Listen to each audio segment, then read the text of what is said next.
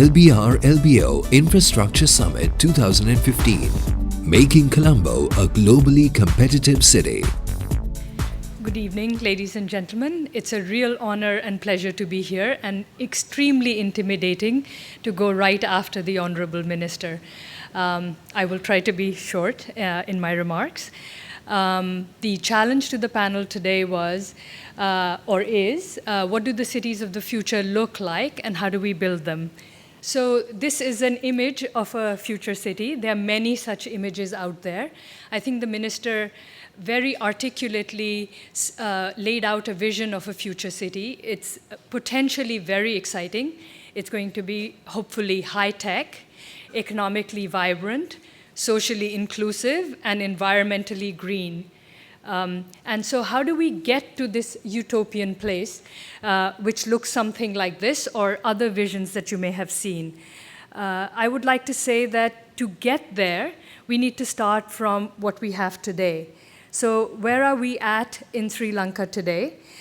This is an image of nightlights data, which shows you economic activity. So it's, the night lights are a proxy for economic activity in Sri Lanka. And this image shows you what's been happening over the last few decades. So the parts that are in white are indicating the night lights and economic activity as it existed in 2002. And the red lights, or the red color in there, is indicating economic activity that occurred or grew from 2002 to 2012. As this image shows, there has been a significant increase in economic activity, and we are starting to see the emergence of economic agglomerations centered around Colombo, but going all the way to Galle in the south and Kandy, and then creating together in this area a multi-city economic agglomeration that's vibrant and highly productive. We are also seeing the emergence on the east coast and in the north of single city agglomerations, as you can see on the east side and in the north. And the agglomeration around Jaffna in the north has been very dramatic in its growth between 2002 and 2012. You will also see red lights along transportation corridors, indicating the kind of development that's occurring there. Here is a different image of what's happening. Here we see in blue dots the people that fall in the bottom 40% of the income distribution. So each blue dot represents about 500 people each, and you can see the density of where these people are. And as you will have noticed, they're occurring, these people are in similar locations to the economic activity that you saw in the previous slide. In other words, even though there's been vibrant economic growth in these areas, it hasn't automatically translated in elimination of poverty or reduction of vulnerability. But on the positive side, there is definitely a chance as policy makers move forward in generating greater productivity in this agglomeration to also simultaneously tackle poverty and make this growth more inclusive. One of the constraints that everybody has talked about and is well recognized is that of infrastructure. And infrastructure deficits are limiting livability for citizens in Sri Lanka and also adversely affecting productivity of firms. So these photographs show on the extreme left is a photograph from Kandy, and it shows people using an active train track as a pedestrian walkway. We are all familiar with congested roads, and on the right-hand side, you see the effects after a massive flood. And there was a very big flood in Colombo in 2010, and efforts are underway to provide the infrastructure to prevent such kind of losses happening in the future. So these infrastructure constraints are hurting productivity and livability, but at the same time, there are lots of efforts underway and lots of good potential and opportunities that can be seen. There are vibrant spaces and neighborhoods in many cities. There are urban rejuvenation efforts underway in cities like Colombo. So that is the current state as of today, and that brings us to the question of how do we build the future city given where we are today? Because this is a business forum in part, there's going to be a lot of discussion on competitiveness and firms. So I would like to focus on two issues that might get overlooked but are critical for competitiveness. One of them is how we manage spatial development and spatial growth, and the other is how we deliver a quality of life for our citizens, or for citizens of Sri Lanka. So this slide is showing you the Western province, and the parts in red show the built-up area in the Western province. The more red it is, the greater the density of the built environment.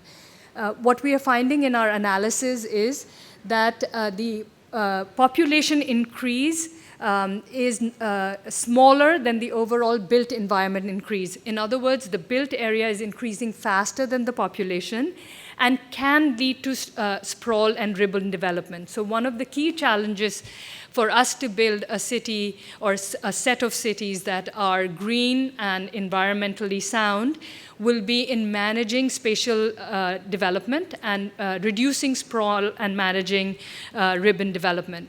The current patterns are leading to congestion, and by that we don't mean just traffic congestion, but congestion in land and housing markets as well, as the Honorable Minister also noted.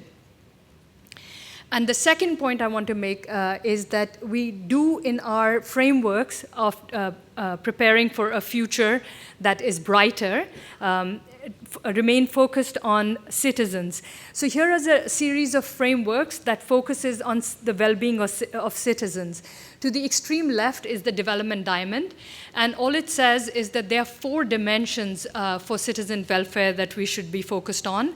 On the very top is economic welfare, whether they are poor or rich, and their incomes, whether they're employed or not, whether they're educated or not, and whether they have decent living conditions, as in decent housing and decent infrastructure. The data that you see here is for another country and for their 15 major cities.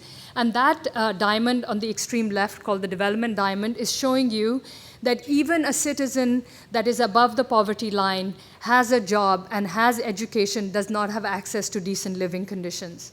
The next diamond zooms into the living conditions situation and looks at the different aspects of living conditions and says that living conditions are a composite of infrastructure, the quality of the unit, whether or not you're able to own your home, and whether or not your neighborhood and location are safe and well connected to jobs. And then if you zoom in further into one further vertex of the living conditions diamond, it shows you the different aspects of infrastructure that you want to worry about as an urban policymaker and planner. And that's just the infrastructure polygon. It shows you the scores for that particular country for infrastructure services like water, electricity, toilets, garbage. And as you can see, this country is doing very poorly on many of these indicators that are presented in this framework. So a set of future cities that are high-tech, inclusive, smart, and economically vibrant will have to do better by their citizens than this particular country is doing. And this has to be a key objective when we are making decisions on where to invest and how to invest. So finally, to conclude, we need to plan for inclusion of all our citizens. It will not happen automatically. The decisions we take today about infrastructure and spatial development and where firms are located will have a long-term lock-in effect. Sri Lankan policymakers must focus on alleviating the congestion effects that are present today and will come in the future. And for this, efforts in improving urban governance and urban finance are key. As all of you are very well aware, the current governance system of urban areas is a little bit fragmented and needs to be improved for these areas to function better. And if those efforts are made in urban governance and urban finance, Sri Lanka has a very strong chance of making its cities prosperous and livable and therefore competitive. Thank you very much.